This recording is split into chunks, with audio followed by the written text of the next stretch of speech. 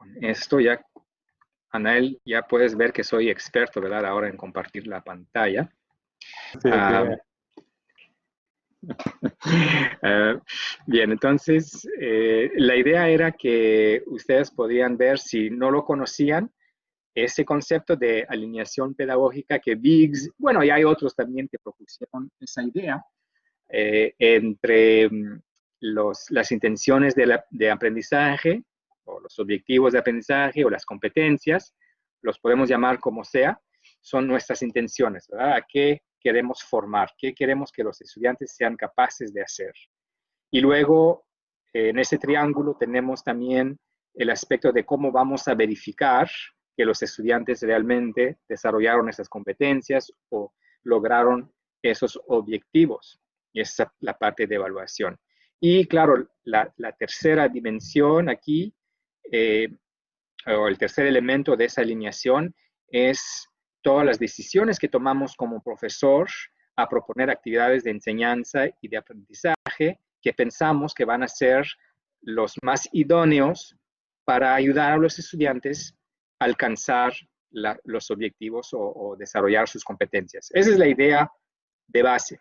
Ahora, yo quiero añadir quizás una o dos cosas a esa idea de base, porque esa alineación pedagógica ustedes la pueden considerar en su curso, ¿verdad? A nivel de su curso, es decir, ustedes en sus sílabos tienen objetivos de aprendizaje y de acuerdo con esos objetivos ustedes deciden de las actividades que proponen y cómo van a evaluar los estudiantes. Ese es un nivel, pero también hay otro nivel, un segundo nivel de alineación que está más al nivel de la carrera. Entonces, cuando ustedes diseñaron su carrera basado en competencias, me imagino que todas las carreras hicieron esa tarea. La idea es que las competencias y las subcompetencias de la carrera en algún momento se van a alinear también con las actividades de aprendizaje y la evaluación. Entonces tenemos un segundo nivel de alineación, un eje de alineación, uno que es a nivel curso, otro que es a nivel programa. Ahora, además de esos dos niveles, hay estudios recientes que se dieron cuenta que para que funcione bien la alineación pedagógica, también hay que considerar el punto de vista del estudiante.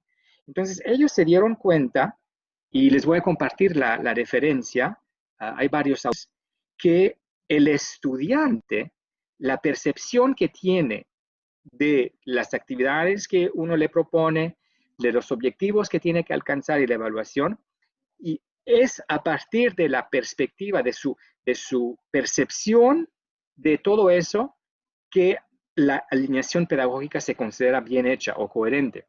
Entonces es interesante de pensar en eso, de que no solo el profesor o la carrera, el comité carrera tiene que hacer que la alineación sea coherente, pero también el punto de vista del estudiante, su perspectiva a él, es importante.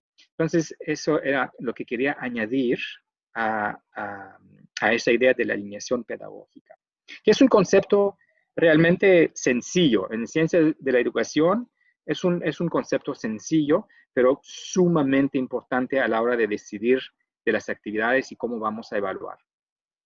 Bien. Luego vieron la taxonomía de Bloom, una de las taxonomías, porque hay varias, con el cambio que hizo Krathwohl en el 2001, cambiando a verbos y poniendo como capacidad cognitiva más compleja crear, y luego evaluar, analizar, aplicar, comprender y recordar, y ahí tenían una lista de verbos, y les pedí de hacer un cambio, ¿verdad? De hacer un cambio a tratar de introducir en sus sílabus, en su curso, si ya no estaba, porque es posible que ya lo tenían ustedes, ¿verdad? Pero por los que no lo tenían, sería útil o cambiar o añadir un objetivo que se encuentra al nivel analizar, evaluar y crear. Entonces, ese es el primer cambio y se les agradezco mucho los que ya habían hecho esa tarea. Por cierto, voy a parar aquí, compartir. Um, por cierto, no sé si me permitirían que pueda compartir algunas de esas tareas con el grupo. No sé si hay alguien que está en contra de eso, pero no quiero hacer algo que podría molestar a alguien.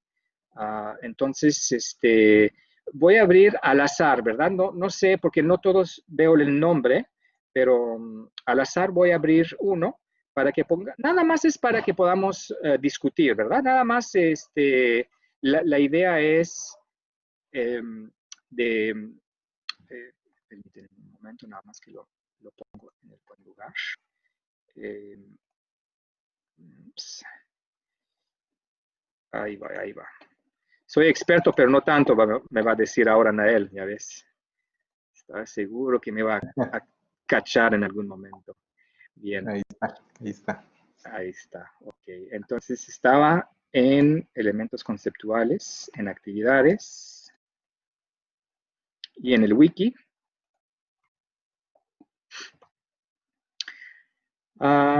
Y además quería agradecerles que muchos hicieron el comentario que consideraron esta actividad como interesante y útil. Pues me alegro mucho saber que fue algo útil y interesante. Entonces, aquí podemos ver un ejemplo de una persona que propuso ya varios objetivos de aprendizaje. Lo que hizo es uno por cada escalón, analizar, evaluar y crear, y también uno por cada dimensión de conocimiento, tanto declarativo, procedimental y condicional. Quiero comentar que en su sílabus, claro, no van a tener tantos objetivos, ¿verdad? Porque podríamos considerar, por ejemplo, si vemos aquí, tomamos la línea de crear, diseñar el plan de mercadeo para empresas y destinos turísticos. Yo estoy de acuerdo que utilizando este verbo diseñar, y en este contexto sí es de nivel crear, ¿verdad? Aquí preparar la información para el diseño del plan de mercadeo. Entonces, eso también es crear y apunta hacia conocimientos procedimentales. Y aquí tenemos proponer las normas de oferta y demanda para el plan de mercadeo.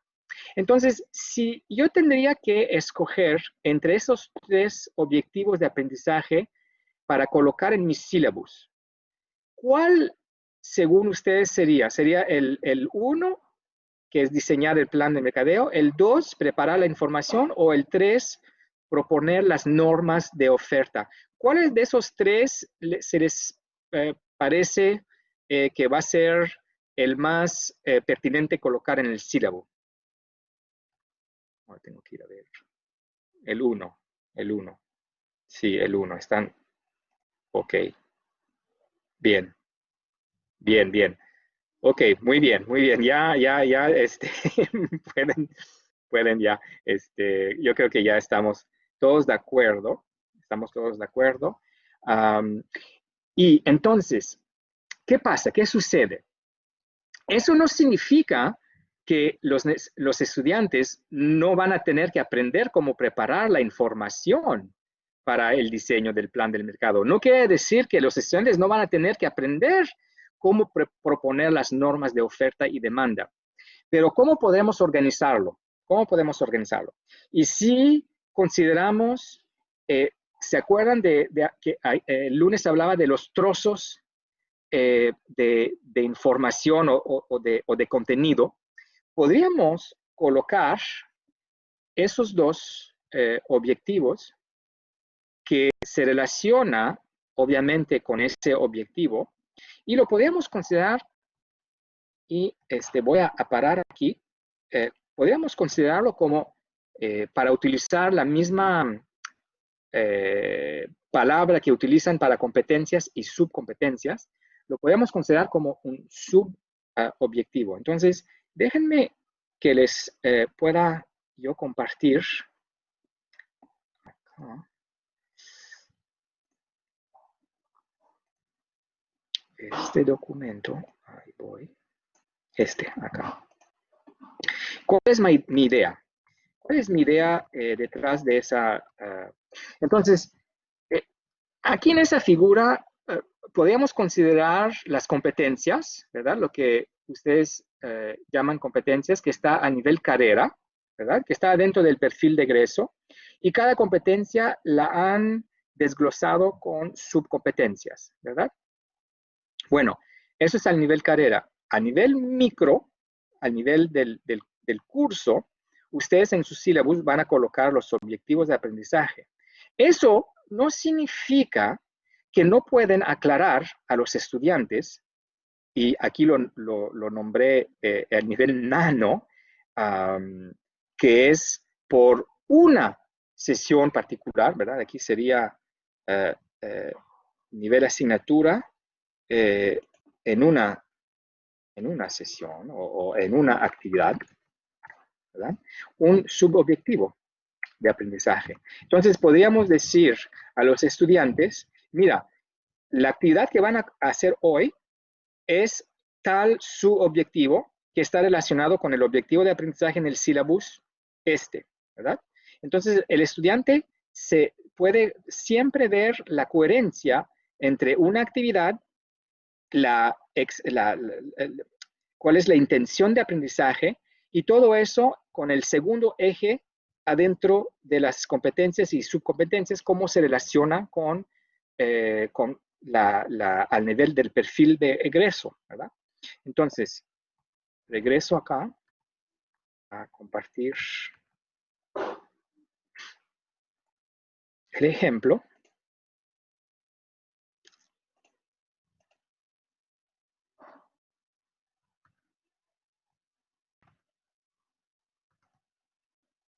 Podríamos pensar que en mis sílabus yo voy a colocar diseñar el plan de mercadeo para empresas y destinos turísticos. Y claro, en algún momento también los estudiantes van a tener que aprender cómo preparar la información. Y ahí puedo colocar esta información y diciéndoles que es un objetivo puntual que ayuda al objetivo que es de diseñar el plan de mercadeo para empresas y destinos turísticos. Entonces, no es necesario tener en su sílabus una lista muy, muy larga de objetivos, porque ese pertenece o está muy relacionado con diseñar el plan, igual como este, ¿sí? Entonces, esa es la idea, pero haciendo en esa tabla me permite tomar decisión sobre las actividades de enseñanza y la manera de evaluar más idónea. Porque sabiendo que es al nivel crear, no es lo mismo que si estoy a un nivel más bajo, ¿verdad? Las actividades que voy a proponer son de otro nivel o deberían ser de otro nivel, de un nivel que está adecuado para los estudiantes, ¿verdad? Para la actividad o para el objetivo. Aquí Iris está preguntando, ¿puede utilizarse como objetivos por temas? También los pueden organizar por temas. Ustedes verán cuál va a ser la mejor organización de esas informaciones. Siempre es para ayudar al estudiante. Entonces, la idea es que ellos entiendan siempre el por qué están haciendo algo, ¿verdad? Entonces, eso ayuda a la motivación, ayuda a colocar la información en el buen lugar en su mente y sabiendo por qué tienen que desarrollar esas capacidades o esos objetivos que le estamos preguntando. ¿Sí? No sé si quieren ver otro ejemplo.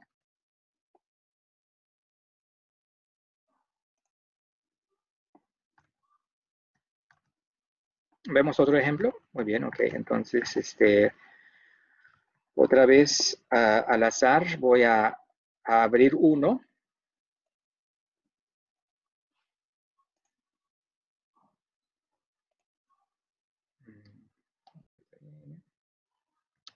Mi computadora parece que está más lenta hoy. Voy a abrir uno al azar aquí, no sé, voy a picarle aquí, no sé de quién es. Es de Farina. Farina, la profesora Farina Vázquez, es un documento Word. Tengo que abrirlo. Si lo abro, Anael, ¿se va a ver el documento Word o no se va a ver? Tengo que compartirlo, ¿verdad? Se tiene que compartir, sí. Ok. Sí, a menos que compartir pantalla completa. Ya. Ok. Entonces voy a compartir el documento.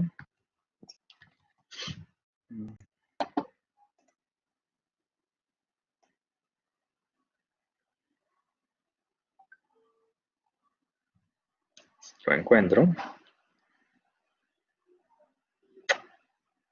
¿Dónde está? Aquí está. ¿Se puede ver? Sí, Y justamente, no sé si está la profesora Farina, ¿está presente? No sé si puede abrir su micrófono.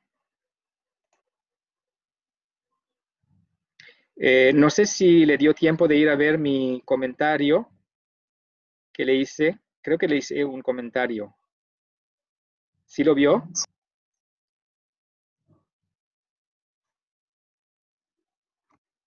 No se oye. No lo ha visto. Ok. No pasa nada. Le hice un comentario acerca creo que era este aquí, el que dice describir la posesión como un hecho protegido por el derecho. Y mi duda era por qué lo colocaba como al nivel evaluar. Yo no soy abogado, ¿verdad? Entonces, cuando veo yo eso de un punto de vista exterior, uh, describir la posesión como un hecho protegido por el derecho, no sé en qué consiste la capacidad cognitiva de evaluar con ese objetivo. Y esa era mi duda acerca de esto. Entonces, los que son en derecho, igual, profesora Farina, me puede quizás eh, explicar por qué lo podríamos considerar a este nivel, porque yo lo veo, si lo considero nada más desde el punto de vista de un pedagogo, ¿verdad?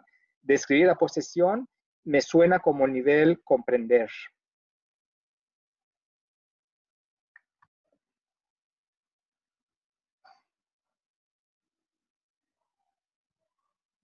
Describir estaba dentro del nivel. El verbo.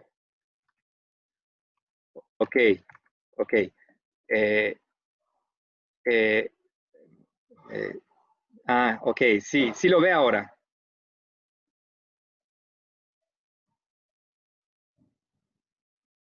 Muy bien, muy bien. Sí, entonces nada más era mi duda.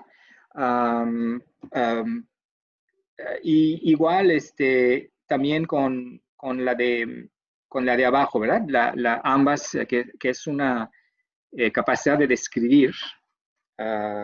Y me preguntaba por qué, si había una razón, porque a veces no es el verbo en sí, ¿verdad? No es el verbo en sí, porque un verbo puede en un contexto considerarse a nivel, no sé,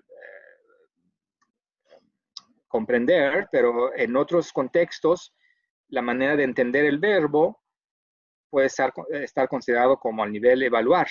Entonces, por eso, si algunos de ustedes verifican que les hice algunas preguntas porque tenía dudas, no es que necesariamente está mal, no es que está equivocado, pero no, solo que yo no lo entendía de esa forma, ¿verdad? Entonces, nada más ustedes lo aclaran para ustedes primero, pero también para sus estudiantes, y así todo el mundo sabe cuáles estrategias, tanto de aprendizaje y de enseñanza, utilizar para llegar a ese objetivo, para alcanzar ese objetivo, ¿verdad? Porque para un estudiante no se va a preparar de la misma forma frente a ese objetivo, que es describir la posesión, si es de memorizar, ¿verdad? Y de poder decir en sus propias palabras qué significa la posesión como un hecho protegido del derecho. ¿Sí me entienden? Bien. Ok. Si no hay otras dudas o preguntas acerca de esto, podríamos ya pasar a la próxima actividad. Es un Kahoot y mientras lo estoy preparando, si hay preguntas, por favor, lo pueden poner en el chat o abrir su micrófono nada más. Ok, parece que no. Bien, entonces voy a compartirles mi pantalla. Acá, evaluación. Sí. Ok. Bien. Entonces, les pido unos, ¿qué serán? 35, 40 minutos de su atención. Claro, me pueden interrumpir cuando quieren para pasar a través de ese concepto, que son las evaluaciones en situación auténtica, o más breve, podemos decir nada más evaluación auténticas. Pero claro, a lo que se refiere la autenticidad es la situación, ¿verdad? Vamos a ver eso. Muy bien. Entonces, el plan y los objetivos es verificar el aprendizaje de manera equitativa, justa y íntegra y poder elegir o diseñar métodos de evaluación más auténticos. Ese es el objetivo principal. Ahora, quiero empezar con esa precisión de que lo que no se trata, ¿verdad? No se trata de estrategias tecnológicas de verificación a distancia de comportamientos no éticos. No se trata de algún software de detección de fraude, de limitar acceso a sitios web o de comunicación entre pares. No se trata de estrategias tecnológicas que simulan las condiciones de un examen presencial a distancia o cualquier otro método o estrategia que busca replicar las prácticas evaluativas tradicionales. No se trata de eso, aunque esos softwares y esas estrategias tecnológicas existen. Si necesitan utilizarlas y ocuparlas, adelante, pero esa presentación va a ir en otro lugar, va a otra cosa, a otra idea. Va a ir más bien de acuerdo con lo que propone el profesor Eric Mazur, de Harvard. Si no han visto su video, están disponible en YouTube y ahí tienen la dirección. Dura como 1 hora ese video. Se llama Assessment, the Silent Killer of Learning, la evaluación del asesino silencioso del aprendizaje. Entonces, la evaluación auténtica está muy alineada con las ideas que está proponiendo el profesor Mazur. Y realmente yo creo que es una oportunidad. Es una oportunidad que llega con esa calamidad del virus, ¿no? Que nos obliga a hacer formación a distancia.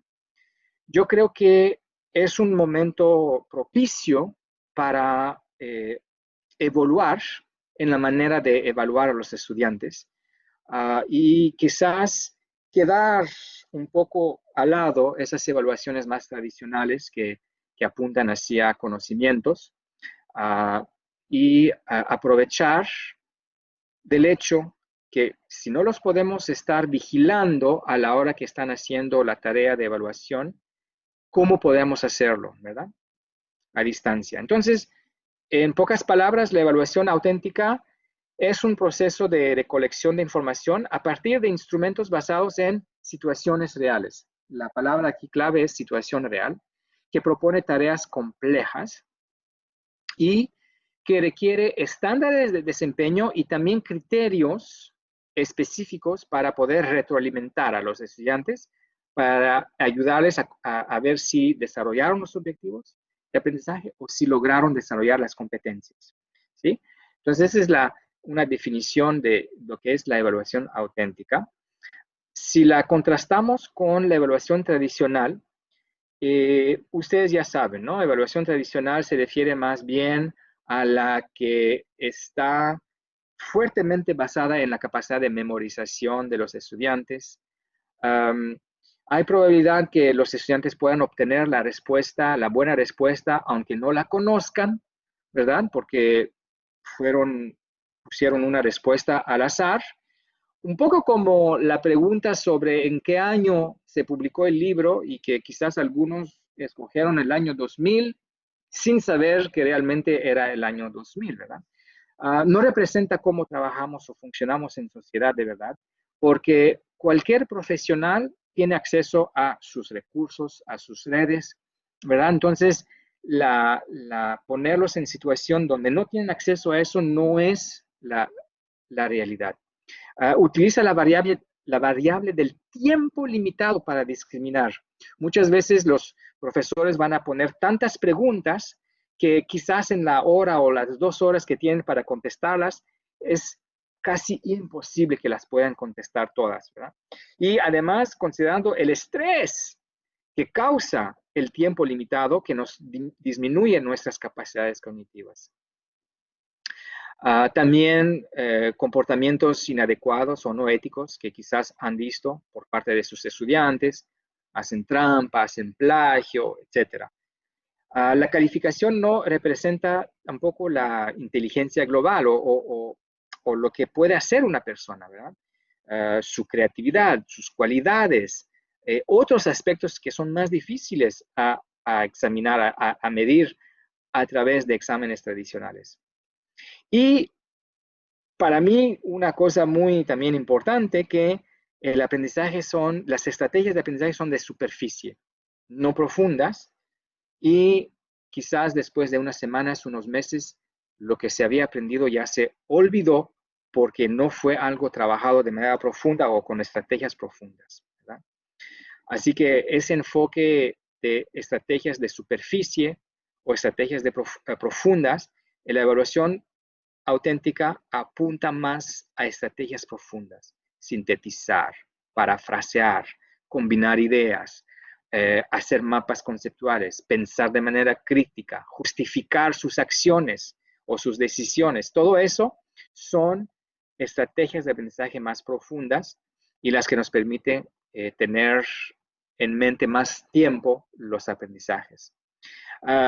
Otros comportamientos por parte de los profesores para redactar sus exámenes, toman el libro o las diapositivas, las láminas PowerPoint y dicen cuál podría ser una buena pregunta, ¿verdad? Un poco como yo lo hice con el Kahoot, ¿no? Que les puse una pregunta ahí sobre el año, un detalle, ¿no? Un elemento de excepción.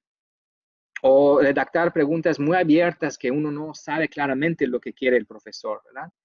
Bueno, ese tipo de exámenes que no son, digamos, los que deseamos ahora.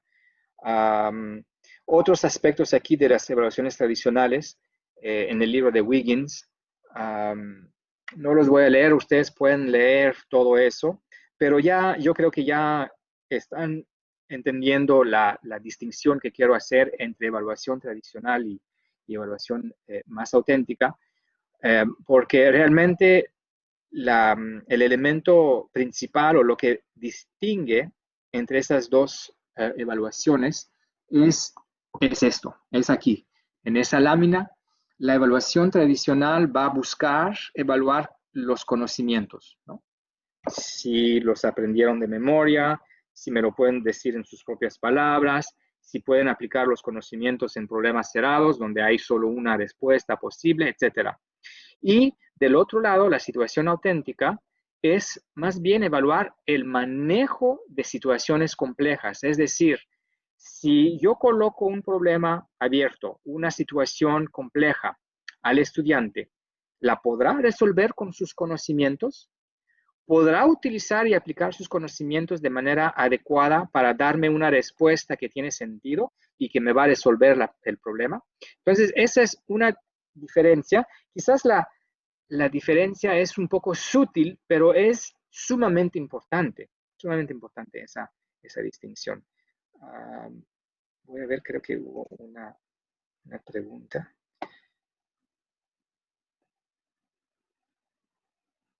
Entonces, Swani está preguntando si la evaluación auténtica y tradicional se relaciona la evaluación del aprendizaje y la evaluación para el aprendizaje. Ambas pueden ser, podemos utilizar evaluación auténtica o tradicional para ambas cosas. No es lo que va a distinguir una de la otra, aunque más seguido la evaluación tradicional la utilizamos para verificar el aprendizaje, ¿sí? Pero no significa que no podría yo utilizar un examen a opciones múltiples para ayudar a mis estudiantes a aprender. Eso sería la distinción, sería entre evaluación sumativa y formativa, ¿verdad? Ahí yo veo más la diferencia. Muy bien. Perfecto. Gracias, Swani, por su pregunta. Aquí les doy un ejemplo sencillo para distinguir. Del lado izquierdo tenemos la situación de evaluación A, donde en un examen yo pido a mis estudiantes cuáles son las dos principales condiciones para poder considerar que el aprendizaje es activo. Entonces, la respuesta que estoy esperando es que me dan o que me escriben las dos condiciones que consideramos que sea aprendizaje activo. Del otro lado, si veo la situación de evaluación B, les pido, ¿me puedes diseñar una actividad de aprendizaje de duración corta que toma en cuenta las condiciones del aprendizaje activo? Entonces, ahí, si un estudiante me dice, las dos condiciones del aprendizaje activo es tal y tal, no le voy a dar una buena calificación, ¿verdad? Así que la idea es esa es la idea principal entre evaluación auténtica y evaluación más tradicional, ¿verdad? Bien, yo le veo, y yo no soy el único a verle las ventajas a la evaluación auténtica. Aquí algunos estudios que se han hecho sobre la evaluación auténtica y hay muchos estudios, by the way, hay muchísima literatura científica sobre las evaluaciones auténticas que se han hecho en los últimos años, pero aquí les pongo algunos resultados. Ashford, Rowe, Harrington y Brown dicen que la evaluación auténtica puede tener un impacto positivo en la calidad y profundidad del aprendizaje y contribuir al desarrollo de habilidades cognitivas de orden superior. Entonces, eso es algo positivo. También puede mejorar la autonomía, fomenta el compromiso y estimula la motivación para aprender. Ese es Kearney quien encontró ese resultado. Y Swaffield en 2011 dice que la evaluación auténtica promueve la transferencia del aprendizaje y brinda oportunidades para aplicar habilidades, competencias disciplinarias y interdisciplinarias, incluyendo la comunicación, pensamiento crítico, capacidad de trabajar en equipo. Entonces, eso se me hace muy útil como ventaja, porque el hecho que la transferencia, ¿verdad? Es poder aplicar unos conocimientos en un contexto diferente al que me sirvió para aprenderlo. Entonces, eso es la transferencia, la capacidad de transferir y poder adaptarse a cualquier contexto. Eso es una ventaja no que es bastante importante para mí. Otros datos que les doy acerca, y todo eso basado en literatura científica, ¿verdad? La evaluación auténtica puede tomar muchas formas. Puede ser tanto formativa o sumativa. También se puede hacer con el uso o sin el uso de herramientas digitales. Entonces, no es necesario que, porque estamos en un contexto de formación a distancia, que absolutamente tengo que utilizar herramientas digitales. No es cierto, no es necesario. También se puede hacer de manera individual o en equipo. Entonces, puedo pedir que mis estudiantes trabajen sobre una evaluación solos o en equipos. Los estudios también demuestran que la calidad del diseño, que es la calidad del diseño de la evaluación, que va a influir en el rendimiento de los estudiantes y no la forma en la que se va a realizar la evaluación, es decir, el modo a distancia o presencial. Entonces, eso también en contexto de formación a distancia, yo creo que es muy importante. Varios estudios informan que no encontraron ninguna diferencia significativa en términos de éxito o en promedios de las calificaciones de los estudiantes si estamos a distancia o en presencial. Entonces, también eso es interesante. Significa que ustedes pueden utilizar evaluaciones auténticas a distancia y presencial también. Además, el rendimiento del estudiante no parece estar influenciado por la preferencia de la modalidad del estudiante. Entonces, si prefiere a distancia o si prefiere cursos presenciales. Y tampoco tiene influencia su nivel de conocimiento y cómo está cómodo con la tecnología. Entonces, eso también se me hizo interesante compartirlo con ustedes, por si acaso dudan, ¿no?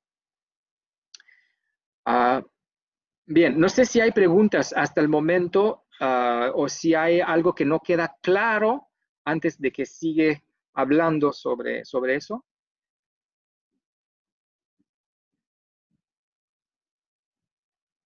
Una consulta. Sí, por favor, Marco Alonso. Buenas tardes, Marco Rosales. Un gusto, doctor. Una consulta. En el caso que los sílabos estén diseñados o los objetivos que están planteados o los estándares están en función de evaluar de manera el contenido directamente, explícitamente, ¿de qué manera podemos abordar evaluación auténtica en función de estos objetivos que ya explícitamente son del área de conocimiento nada más? Gracias. Entonces, si ustedes quieren verificar el manejo de los conocimientos, o sea, si los estudiantes entienden los conocimientos, la dificultad cuando estamos a distancia y cómo asegurarnos que no van a ir a consultar, ¿verdad?, sus notas o su libro, porque si lo hacen, o sea, ¿cómo vamos a saber que lo entienden, verdad? Entonces, lo que yo les propongo es que esos objetivos que apuntan hacia conocimientos, ¿verdad? Que los estudiantes entienden tal cosa, que los estudiantes se acuerdan de tal cosa, que los estudiantes puedan describir qué significa tal cosa. Todo eso lo pueden mantener, lo pueden seguir evaluando. No hay problema. Pero yo les recomiendo hacerlo más bien de forma evaluación formativa. Propónganles actividades que verifique eso, pero díganles que esos conocimientos los vamos ahora a evaluar dentro de situaciones donde ellos van a tener que escoger cuál conocimiento van a utilizar para proponer una solución a una situación, ¿verdad?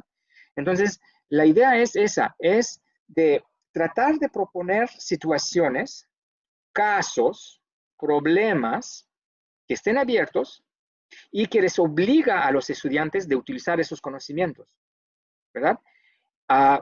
Más al rato les voy a definir cómo, de manera muy concreta, cómo podemos verificar que los estudiantes manejan los conceptos, cómo podemos asegurarnos que los estudiantes realmente entendieron los conceptos.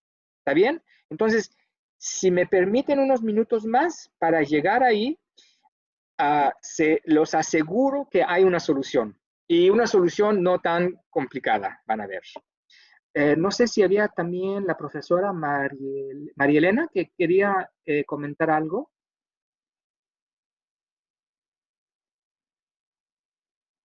O no, nada más era para... Ok, bueno, si hay cualquier cosa, de todos modos, ya saben, ¿no? Me van a interrumpir. Bien, 3 objetos de evaluación a considerar. Entonces, nuevamente lo repito, ustedes pueden evaluar los conocimientos, no hay problema. No estamos diciendo de no hacerlo. Lo pueden hacer, lo pueden verificar, solo que en un contexto a distancia, cómo asegurarnos que los estudiantes no están haciendo trampa, no están utilizando sus libros, sus apuntes, todo lo que puedan utilizar para contestar a las preguntas. Esa es la dificultad por la formación a distancia. Pero también podemos evaluar la capacidad de actuar en situación. Y tercer elemento, podemos también evaluar la capacidad de reflexionar. ¿Qué significa eso? El estudiante que tiene que decirnos por qué actuó de tal manera, qué piensa al respecto de la dificultad que tuvo frente a una situación, todo eso le obliga a reflexionar a lo que está aprendiendo, a cómo lo está aprendiendo y cómo poder mejorarlo, ¿verdad? Que toda es la parte metacognitiva. Entonces, ustedes como profesor pueden diseñar situaciones de evaluación que permiten evaluar esas tres instancias, esos tres objetos. Y más al rato voy a decirles aún más precisamente cómo hacerlo para apuntar hacia tanto la capacidad de actuar y de reflexionar, ¿verdad? Nada más aguántenme unos minutos.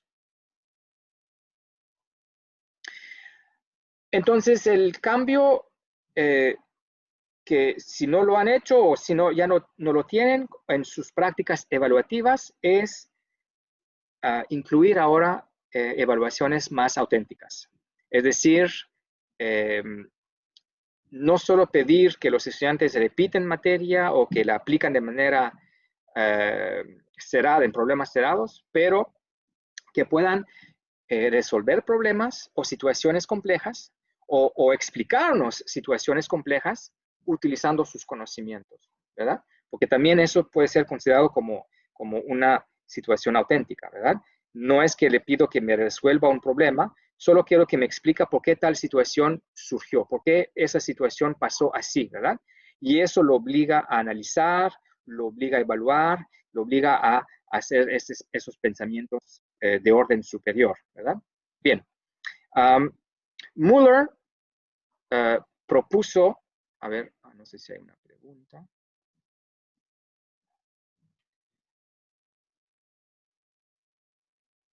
Sí, esa es la idea, Mónica, exactamente, exacto, sí. No sé si alguien tenía una pregunta. María Elena, ¿tienes la Sí, mano? doctor. Sí, Sí, adelante, doctor. por favor. Gracias, buenas noches. Buenas noches. Gracias por la participación, interesante taller, definitivamente. Y fíjese que aquí me asalta una duda. En lo particular, yo siempre aplico evaluaciones que sean analíticas, pero hablando en el caso de maestrantes, pero siempre me voy a encontrar con resultados de evaluaciones que se vuelven más temas de opinión que de análisis, que son dos cosas muy diferentes. Entonces, claro, ¿qué recomendación puede darnos usted para amarrar más un criterio que realmente podamos ver análisis de un maestrante a que me vengan a decir una opinión, que me completen una página, pero realmente nada de fondo, sino que solamente llenaron para que el maestro diga, wow, pensaron, pero realmente se vuelve algo repetitivo, vacío, como les digo yo. Entonces, correcto, ¿qué recomendación podría brindarme en este caso? Porque sí se vuelve como muy habitual. Casualmente ahorita en la clase que pasó lo volví a experimentar y por mucho que he tratado de cerrar, siempre llego a criterios muy vacíos que se vuelven más opinión que sí, análisis. Gracias. Pues, sí, pues muy claro, muy buena y muy pertinente pregunta. Y usted lo acaba de mencionar. Lo acaba de mencionar es básicamente añadir en su rúbrica un componente con criterios que le pide al estudiante de fundamentar sus opiniones sobre referentes o científicos o contenido del curso o algún autor o alguna autoridad experta en el dominio y no quedarse solo con opinión, al menos que es lo que pedimos, ¿verdad? Porque también podemos pedir la opinión del estudiante, pero en su caso, lo que acaba de mencionar, colocando un componente que apunta hacia la justificación basada sobre alguna autoridad o algún concepto teórico, eso les va a obligar a hacerlo. Entonces, cuando ellos van a perder puntos, porque los van a castigar con la rúbrica, van a entender qué significa, ¿verdad? Apoyar su opinión de acuerdo a opiniones o lo que dice un experto, ¿verdad? Un experto reconocido por la comunidad de profesionales en la cual usted, en el ambiente de ustedes que están trabajando. Exactamente, muy bien, Regina, bien dicho, mejor que yo. Y otra vez voy a repetir, este aspecto van a ver en unos minutos cómo lo podemos hacer explícito para que los estudiantes realmente estén conscientes de eso, que no es solo una opinión o que no es que una persona que no tiene los conocimientos pueda resolver esa situación, ¿verdad? Porque ¿para qué van a la universidad? ¿Por qué están pagando para una formación si cualquier persona puede opinar y dar una opinión que no está fundamentada? Y la diferencia es ahí. Entonces, en algunos minutos más, van a ver cómo lo pueden añadir a su rúbrica, ¿verdad? Gracias. Bien, gracias, no hay problema. Aquí Mueller propuso la idea que la evaluación tradicional y la evaluación auténtica está como en un continuo, ¿verdad? De un lado tenemos, y con criterios, tenemos la evaluación tradicional o más tradicional, y del otro lado opuesto tenemos la evaluación más auténtica. Y con esos 5 criterios de autenticidad que representan los extremos. Entonces, primer criterio es de un extremo evaluación tradicional, selección de una respuesta. Por el otro lado, realización de una tarea. Segundo criterio, contexto artificial. El otro extremo, un contexto del mundo real. Tercer criterio es recuperación de información o reconocimiento de información. Por el otro lado es construcción o aplicación de conocimiento. Cuarto criterio es centrado en el maestro y del otro lado centrado en el alumno. Y último criterio, evidencia indirecta y evidencia directa. Si me permiten, les tengo un ejemplo para ilustrar esos 3 criterios y lo coloqué en el contexto de aprendizaje a distancia. Entonces, aquí es una prueba individual que comprende preguntas de opción múltiple que los estudiantes van a realizar en línea con el módulo prueba del Moodle. Bueno, yo utilizo Moodle, ustedes utilizan Blackboard. En fin, los estudiantes tienen que contestar las preguntas. Entonces, para el primer criterio, esta evaluación se ubica en el lado selección de una respuesta. El contexto es bastante artificial, ya que es inusual en el mundo real que nos piden elegir entre 4 opciones, por ejemplo, para demostrar nuestra capacidad para resolver una situación. Esta prueba solicita la capacidad de recordar información o de reconocer una solución. Se centra en el maestro porque es el maestro quien estructuró la prueba, eligió las preguntas, estableció las opciones de respuesta y determinó el formato de entrega. Y en cuanto a la prueba de aprendizaje, que es indirecta, porque es difícil saber la parte de la suerte o el proceso de pensamiento que habría llevado a la elección correcta de la respuesta. Un poco con mi ejemplo del año 2000. No sé si los que la tuvieron buena solo fue por suerte o realmente conocían esa información, ¿verdad? Así que eso me pareció interesante colocar en un continuo en lugar de solamente ponerlos opuestos. Ahora, en esa tabla podemos distinguir, lo llamé académico, mundo real y mundo académico, sea el mundo real es las situaciones auténticas y el mundo académico son no auténticas o situaciones a resolver que son fragmentadas, ¿verdad? Y cuando estamos comparando la solución, es decir, cómo se tiene que resolver, y cuando comparamos el resultado deseado, es decir, la respuesta que quiero, en el mundo académico la solución es conocida y en el mundo real la solución es desconocida. Y al contrario, el resultado deseado es desconocido o la respuesta es desconocida en el mundo académico y conocido en el mundo auténtico, el mundo real. Tengo un ejemplo, si quieren, para ilustrar esa distinción. Aquí, a la izquierda tenemos un problema, yo creo que es un problema de matemáticas, y a la derecha tenemos una situación que es un puente que se cayó, ¿verdad? Entonces, aquí al lado izquierdo, considero que los estudiantes deberían conocer la solución, es decir, deberían conocer cómo se tiene que resolver ese problema. Eso lo tienen que conocer. Pero lo que no conocen es el resultado deseado, la respuesta, pues. Aquí la respuesta no la conocen, la tienen que calcular, ¿verdad? Si lo comparamos con la situación al lado derecho, aquí la solución no la conozco. El resultado deseado lo conozco. Yo quiero un puente que no se cae, ¿verdad? Ese es el resultado deseado. Quiero algo que no se cae. Pero ¿cómo lo voy a resolver? O sea, la solución, eso no se sabe. Uno puede decir, no, yo voy a poner un puente colgante. Otra persona puede decir, no, yo voy a poner un puente con pilares.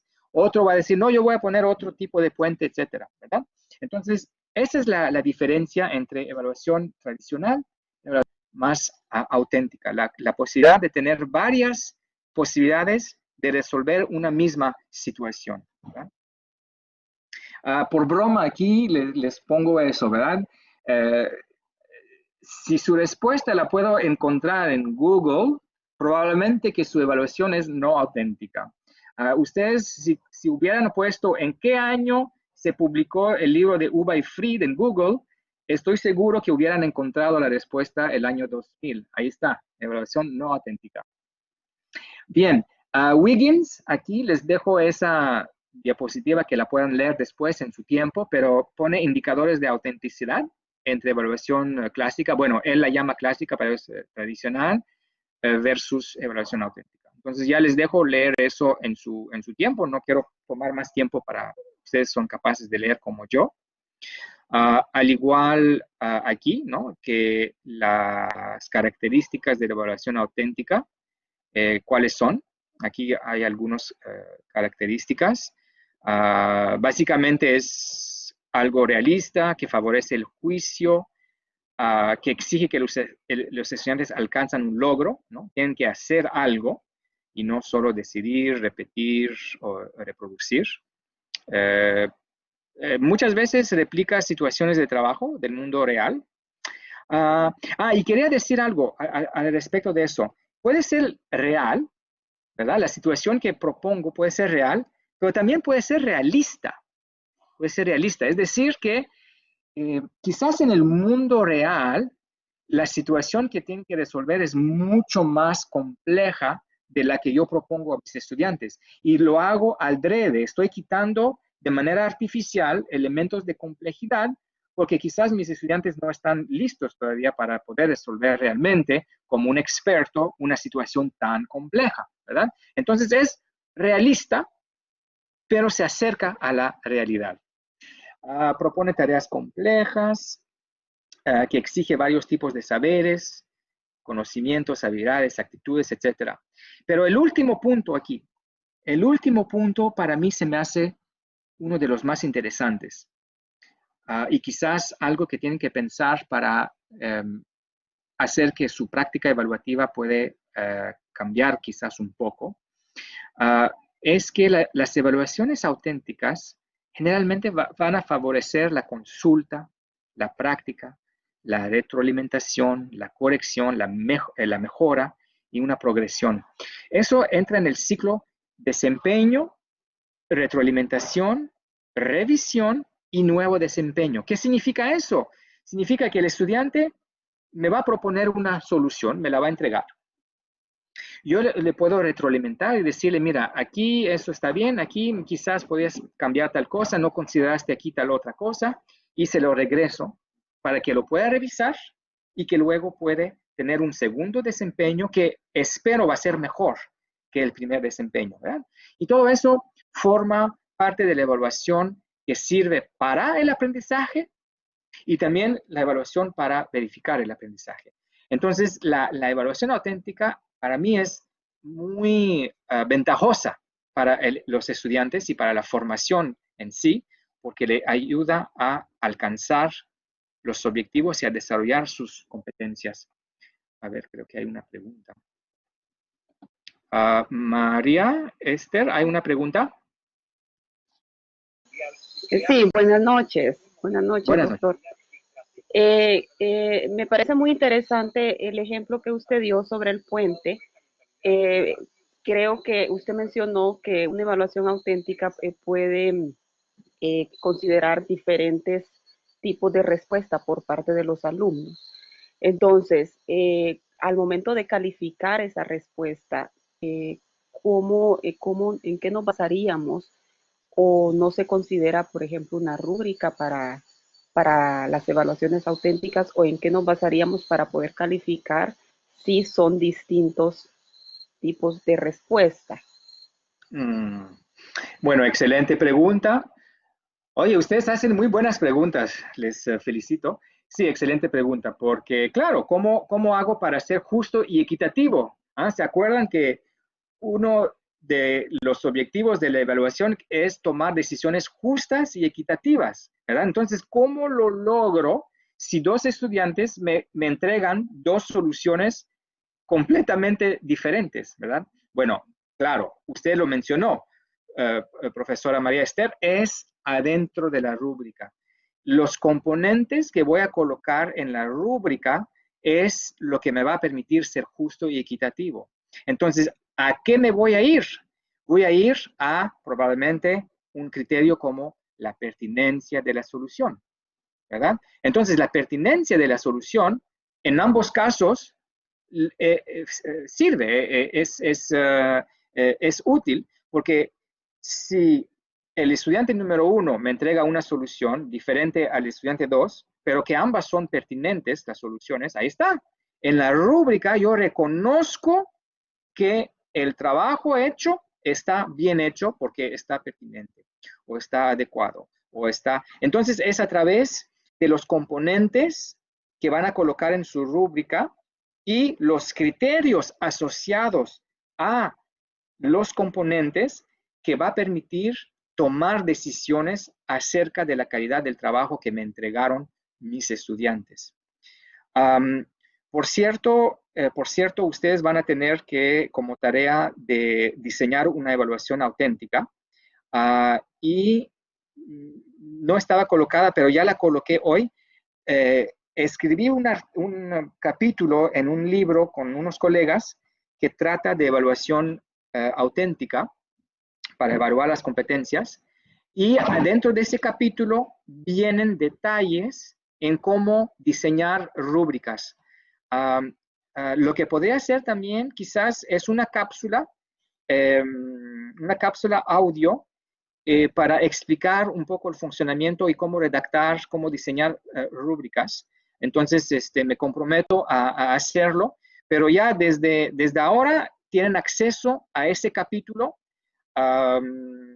Se publicó en francés, la traducción se hizo por unas personas, una universidad en Perú. Aún todavía no lo he publicado en español, pero es mi intención de publicarlo también en español.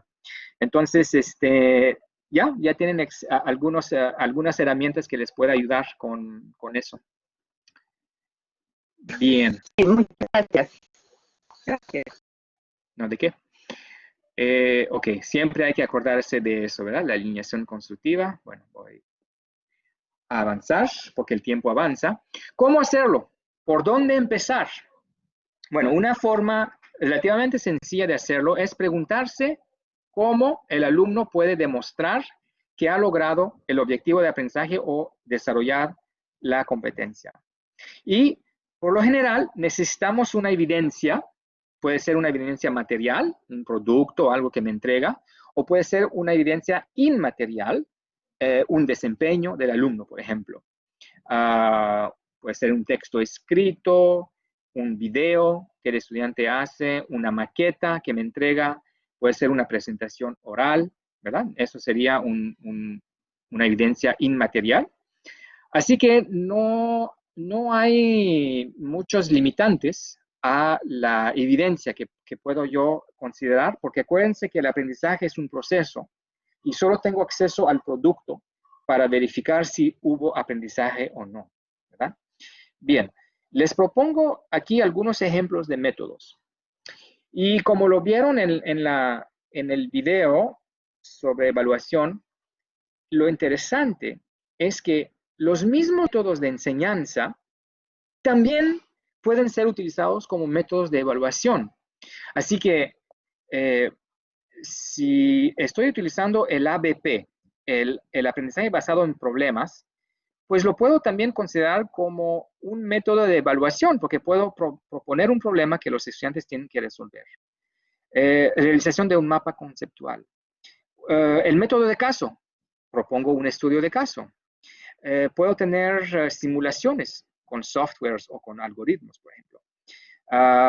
Pido al estudiante que me redacte un informe. Lo mismo para la declaración del estudiante, que le pido un ensayo reflexivo. Generalmente, esto aquí, de la declaración del estudiante, lo utilizamos para verificar objetivos de aprendizaje o competencias más que apuntan hacia actitudes o valores, por ejemplo. Ética, ¿no? ¿Qué haría usted frente a esa situación? ¿Qué comportamiento considera aquí que sería el adecuado? Y el estudiante ahí va a declarar lo que él piensa que es el más adecuado o que es ético o no ético, basado sobre sus conocimientos, ¿verdad? Un diario de actividades, un prototipo, realización de un proyecto, una entrevista, etc. No es una lista exhaustiva, pero son ejemplos de métodos que puede usted utilizar. Y aquí en esta tabla les lo coloqué medios bastante pertinentes, medios pertinentes y medios menos pertinentes, ¿verdad? Entonces, los exámenes de elección múltiples yo los coloco como medios o métodos menos pertinentes para evaluar en situación auténtica. Pero proyectos, casos, simulaciones que sean en trabajo en laboratorio virtual, en este caso va a ser virtual porque no creo que tengan acceso a laboratorios físicos. Pero también exámenes de desarrollo que requieren una aplicación con un carácter profesional, ¿no? Analizar una situación, una intervención.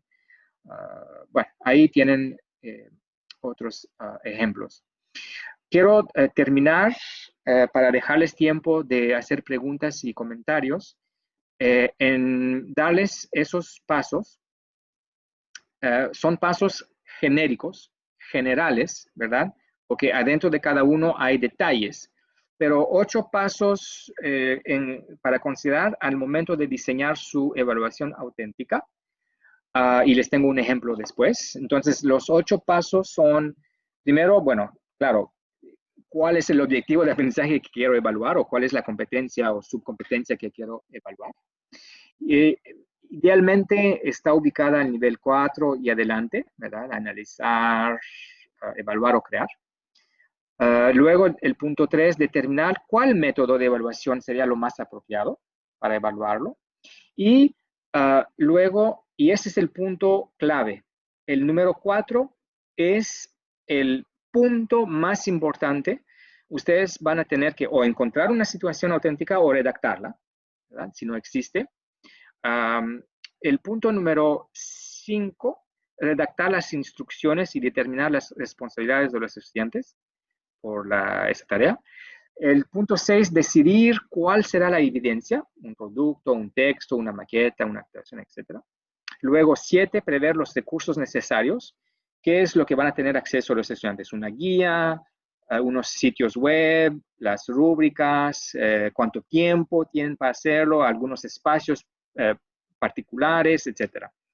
Y, claro, prever el acompañamiento y cómo voy a retroalimentar al estudiante. Entonces, si me permiten un ejemplo, perdón, es un ejemplo en educación, pero bastante sencillo para tratar de ilustrar cada uno de esos pasos.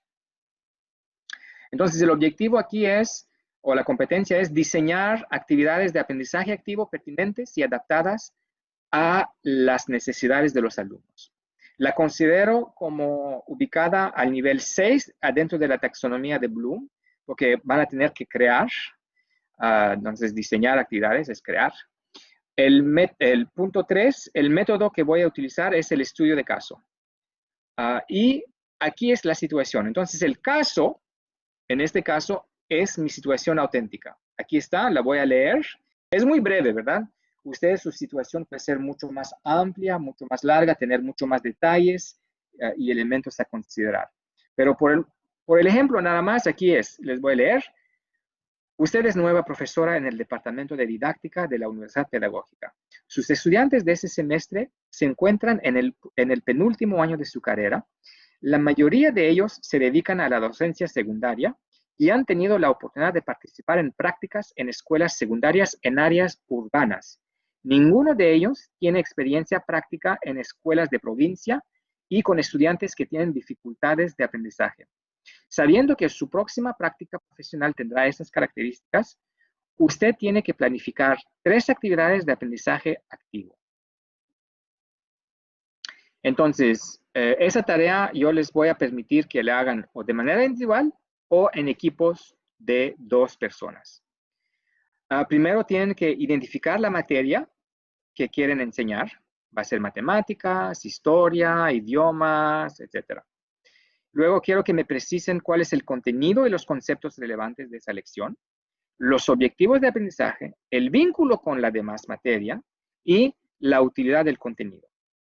Luego, tienen que describir el contexto de enseñanza, las características de esos estudiantes, las restricciones de recursos vigentes, etc.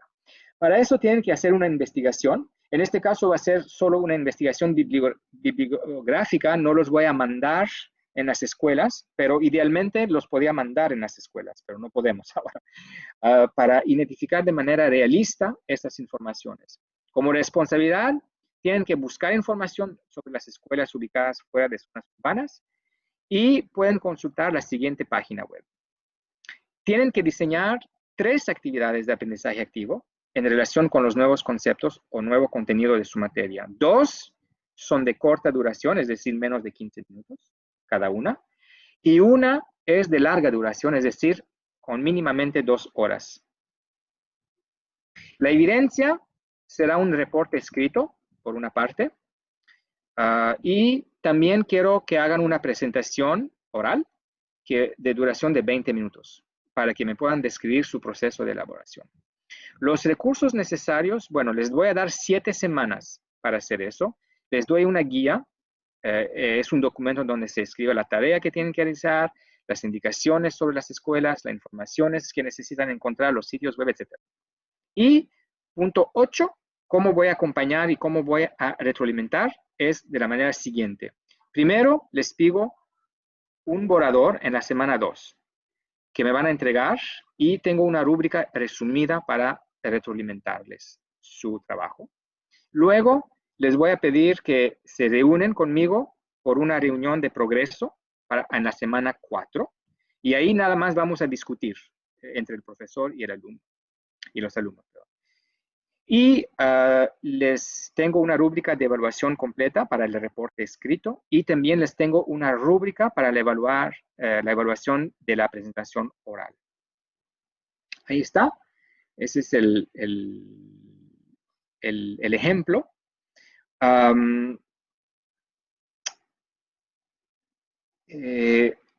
Tenemos tiempo. Nada más les quiero presentar eso y luego voy a parar de hablar y les dejo tiempo para que podamos discutir y hacer las preguntas, pero porque me hicieron 2 veces la misma pregunta, aquí viene. Ustedes, como profesores, pueden evaluar 3 entidades. Y claro, están ligadas esas 3 entidades. Ustedes pueden evaluar el producto, ¿verdad? Lo que hicieron los estudiantes y lo que van a entregar, ese artefacto, ese reporte escrito o esa presentación que van a hacer, esa actuación. Ustedes pueden tener criterios para evaluar el producto, pero también ustedes pueden tener criterios para evaluar el proceso, es decir, que me indica el estudiante cómo hizo lo que hizo, ¿verdad?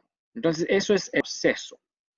Y un tercer elemento, y pongan bien atención porque ese es el elemento clave, la respuesta a las 2 preguntas que se me hicieron es la tercera entidad, el discurso. ¿Qué quiere decir el discurso? ¿Por qué hicieron lo que hicieron así? Es la justificación. Entonces, a través del discurso, si yo coloco en mi rúbrica criterios que apuntan hacia la justificación de por qué hicieron las cosas como las hicieron, les estoy obligando a justificar sus decisiones de acuerdo a el contenido teórico, de acuerdo a lo que les he enseñado en todo el curso, de acuerdo a bases disciplinares, bases científicas, bases del contenido teórico de mi curso. Ahí está, ahí está. Y haciendo eso, escúchenme bien, el estudiante lo estamos obligando a demostrar que entendió los conceptos. Porque un estudiante no puede darnos una justificación coherente de lo que hizo algo si no entiende los conceptos, si no entiende este contenido teórico que les sirve para resolver las situaciones.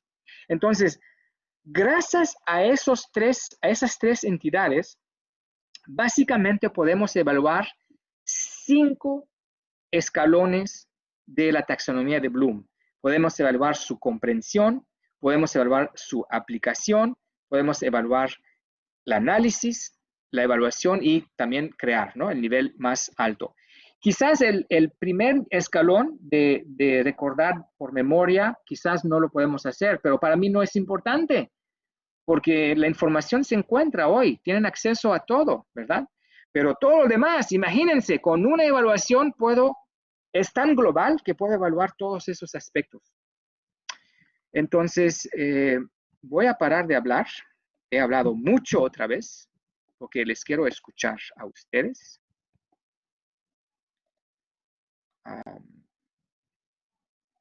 Hay preguntas, hay comentarios, hay dudas.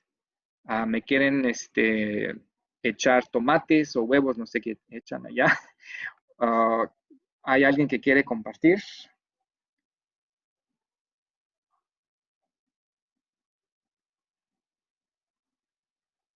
Por favor, adelante. A ver, vi que hay manos. Profesor Ricardo. Buenas noches, doctor. Tengo un poco bajo ancho de banda. De repente me voy a ir entrecortado. Sí, tengo un poco bajo ancho de banda, así que de repente me voy a ir entrecortado. Ok.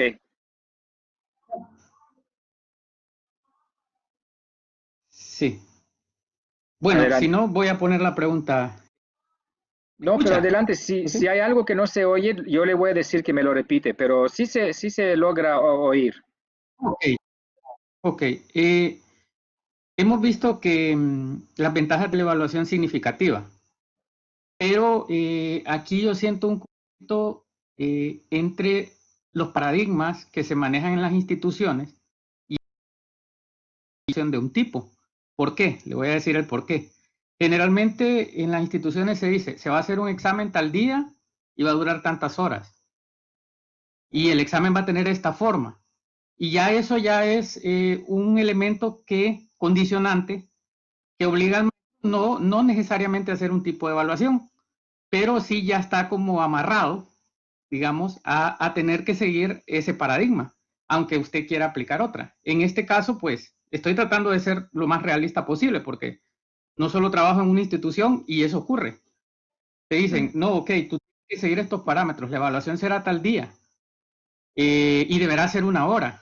Entonces, yo estoy viendo que en la evaluación significativa se expande, o sea, no necesariamente está enmarcada. Entonces, mi pregunta va en ese sentido. ¿Cómo Muy se bien. puede hacer aplicarla sin violar las normas o paradigmas de las instituciones? Muy bien. Pues siguen con excelentes preguntas. Entonces, algunos elementos. Y yo también soy realista y hay que considerar la realidad de lo que exige la universidad en el cual se encuentran, los reglamentos o lo que dice, ¿verdad?, la administración. No hay problema. Mi duda es si les piden que hagan un examen o si les piden que hagan una evaluación a cierto punto, porque es una distinción fuerte ahí. Porque si les piden que hagan un examen, esa es una cosa, pero si les piden hacer una evaluación, la evaluación no es necesariamente un examen, ¿verdad? Entonces ahí yo creo que su capacidad de proponer evaluación auténtica, aunque les pidan que lo hagan por una cierta fecha, y me imagino que ponen fechas, habrá algunas razones, me imagino. Una de ellas quizás es que el estudiante pueda tener alguna información, ¿no? Cómo va, si va bien, si sigue con su curso, si no lo quiere dejar, etcétera. Bueno, tenemos lo mismo también, ¿verdad? En las universidades aquí. Pero para mí eso no es un problema, no es un problema, porque la evaluación, si la quieren considerar y proponer evaluación auténtica, lo pueden hacer en varios momentos. Ustedes podrían dividir la ponderación de esa evaluación en varios momentos. Entonces, es decir, le puedo pedir que mis estudiantes me entregan tal parte de la tarea compleja, ¿verdad? Y les voy a dar una retroalimentación, va a haber una ponderación asociada con eso, no hay problema, y la voy a colocar en el sistema porque el sistema me pide que a tal fecha tengo que entregar una calificación. Y ahí está. Pero la evaluación auténtica sigue. Entonces, el estudiante hace una primera parte, un parte de la tarea que tiene que hacer, recibe retroalimentación, puede mejorarse y entregar el entregable B a otra fecha que usted le coloca, ¿sí? Y así vamos avanzando. Pero, o sea, con una situación auténtica, ustedes pueden tener varios momentos de información, tanto sumativo y formativo, que llega al estudiante y que le llega al sistema de la universidad en la cual trabaja. Entonces yo no veo problema ahí. Es más, qué bien que si el estudiante reciba alguna retroalimentación en algún momento y que puede mejorarse.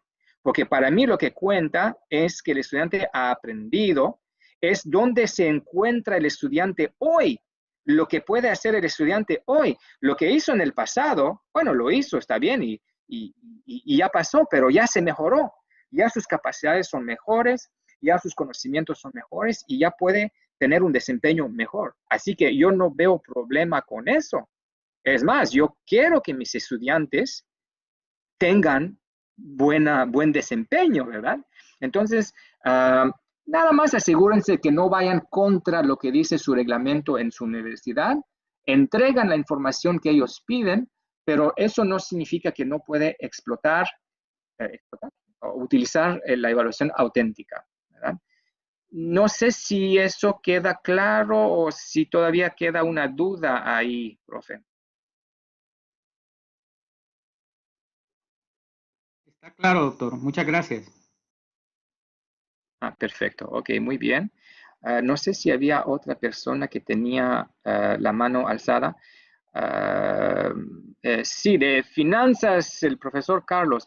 Solo un minuto, profesor Carlos, para que si no tenemos tiempo, quiero decirles que tienen la tarea que puedan hacer sobre la planificación de una evaluación auténtica y está el documento ya adentro de Blackboard, ya está ahí. Si van a la pestaña verde, la pestaña de color para evaluación, y ahí la van a encontrar. Es un documento en Word que replica los 8 pasos. Además, en los recursos tienen acceso al capítulo sobre evaluación auténtica. Yo les prometo que mañana voy a producir la cápsula sobre el uso de las rúbricas. Entonces ya van a tener los suficientes recursos para poder hacer.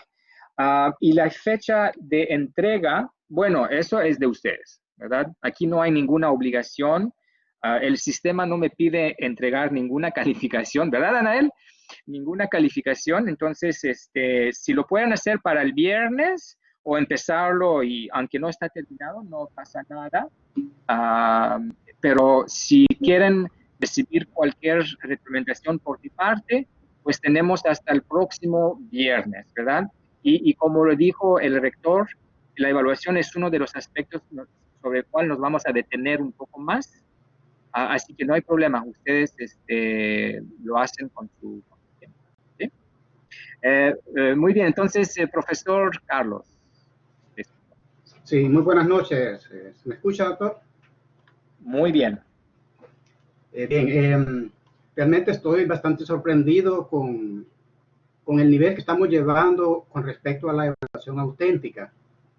Desde el alineamiento de los objetivos, desde la creación de esos objetivos, alinearlos junto con las rúbricas, es algo que, bueno, según lo que usted nos proyectó ahí, veo que casi cumple la idoneidad didáctica. Y para llegar ahí, o sea, es un proceso, pues debe ser progresivo.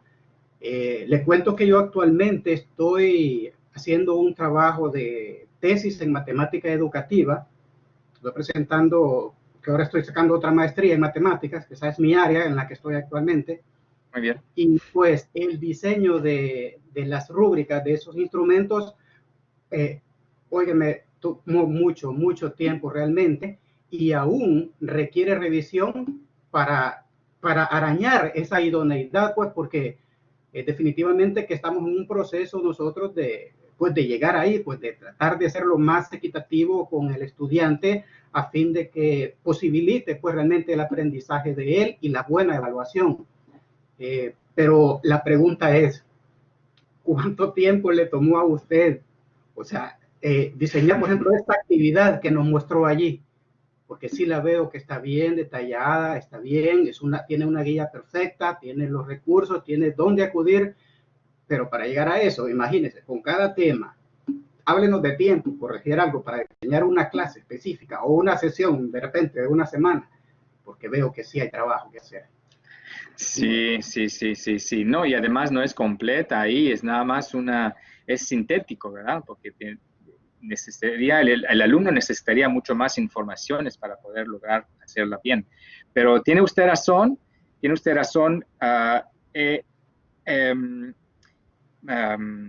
¿Cómo decirlo? Tratan de empezar con un aspecto, cambiar un aspecto a la vez. No tratan de cambiar todo de un golpe, porque sí es mucho, y eso de la rúbrica que usted mencionó, sí, completamente de acuerdo. El concepto de rúbrica parece sencillo, pero es bastante complejo, y alinearlo y hacer el fine tuning de la rúbrica toma quizás 2, 3, 4 iteraciones de la misma, para ponerla que estemos satisfechos, ¿sí? con el resultado. Así que no hay que frustrarse, ¿verdad? Hay que tomar las cosas con detenimiento, con tiempo. Hay que pedir ayuda. Yo les recomiendo que también pueden trabajar con colegas, compartiendo lo que proponen con colegas, a que ellos les puede también dar su opinión y darse, digamos, un horizonte de quizás unos meses o un año para poder llegar a algo que les parece que estén satisfechos, ¿verdad? porque sé que es todo un proceso, todo un cambio bastante fuerte a redactar los casos o a redactar las situaciones auténticas, encontrar o redactar las guías, concebir las rúbricas. Sí, tiene razón, tiene razón. Entonces empiezan con uno y de ahí con la experiencia van añadiendo otro después del otro semestre y así. Y así es la realidad. No puedo decir más cosas, así es. También hay el profesor José René, que tiene la mano. Así es, pues. Así es. Sí, le estamos ¿Me escuchando. escucha, doctor? Claro. Sí. Me refería, mi pregunta tiene una doble faceta. Primera, en el transcurso de las diferentes capacitaciones que nosotros hemos venido tomando en el transcurso de nuestra permanencia en Laureate, se nos ha tenido una tendencia a implementar tanto por parte del docente como hacer surgir en el estudiante el pensamiento crítico, ¿verdad? Entonces, ese pensamiento crítico nos lleva a una situación como que me veo yo involucrado y que me veo yo ahorita identificado con lo que usted nos transmitió como la evaluación auténtica. Entonces, hay alguna relación y creo que muchas de las puntos de bibliografía de referencia salen escritos suyos entre ese pensamiento crítico que debe tener tanto el docente como estimular en el estudiante a la hora de la evaluación auténtica que hemos visto en el transcurso de esta charla de hoy, ¿verdad? Y el segundo aspecto de mi pregunta es la siguiente. La tarea que tenemos sobre elaborar una rúbrica en base a la taxonomía de Bloom, ¿verdad? Entonces, la hacemos en el mismo lugar donde aparecen los recursos que usted nos está indicando o en el mismo week de la semana pasada. Esa es la pregunta. Les coloqué un documento Word con los 8 pasos. Pueden utilizar ese documento Word. Sí, hay un documento Word que puedan ustedes directamente escribir en él con los 8 pasos genéricos, ¿no? Como el ejemplo que les propuse. Pueden utilizar eso. Ahora, ¿será necesario que contestan a todos los 8 puntos para el viernes? Claro que no, claro que no. Si solo alcanzan a hacer 3 o 4 puntos, no hay problema, no hay problema. Sé que, porque y eso, lo que mencionó profesor sobre el pensamiento crítico, ¿verdad? Sí es cierto, y yo espero que los estudiantes están desarrollando su pensamiento crítico a través de las evaluaciones que los estamos proponiendo, para que cuando se encuentran en situaciones diferentes puedan hacer esa transferencia. Y la dificultad es en el momento de hacerlo, ¿verdad? Es ahí donde surgen las preguntas y se van a dar cuenta que los estudiantes van a hacer preguntas más inteligentes, porque ahí es donde se van a dar cuenta que no entienden. Es ahí donde se van a dar cuenta que no están seguros si se aplica así o mejor se aplica de otra forma, o escoger tal cosa o mejor escoger otra cosa, ¿verdad? Entonces, yo veo mucha ventaja a proponer eso y a trabajar así. Entonces, sí, le agradezco su comentario. Muy Muchas bien. gracias. No, de nada. Es un placer. Tenemos todavía unos minutos. Melvin, profesor Melvin, ¿tiene una duda, una pregunta, un comentario? Buenas noches. Fíjese que es más un comentario a propósito de una lectura que estoy haciendo sobre Octavie Fulat. Sí. En cuanto a la concepción que tenemos bueno, ni siquiera de alumnos, sino de hombre educando, como lo define él. Y hablando de la evaluación auténtica, uno de los grandes obstáculos que yo descubro es una de las concepciones que menciona él sobre el estudiante bajo la mirada positivista. Es decir, nosotros queremos todo aquello que sea tangible, comparable, medible, y la evaluación auténtica podría como traspasar esos límites, porque aunque está diseñada en la rúbrica, de todas formas nos exige tiempo, nos exige tener en cuenta el estudiante cómo aprende, cuál es su proceso, por ejemplo. Entonces, a propósito de esto, lo estaba recordando a este teórico. Sí. Y lo interesante es que como profesor también aprendemos a través de esos procesos, porque esa posición positivista quizás que estamos muchas veces encerrados en ella, a veces los estudiantes llegan con una cosa que nunca hubiéramos pensado nosotros, ¿verdad? Y dijimos, sí es cierto, tiene sentido, ¿verdad? Y nos obliga a aprender y a aceptar cosas que quizás no estaban en nuestro esquema habitual y nos sale de nuestro esquema, ¿verdad? Completamente. Entonces, muy buen comentario. Es una humildad.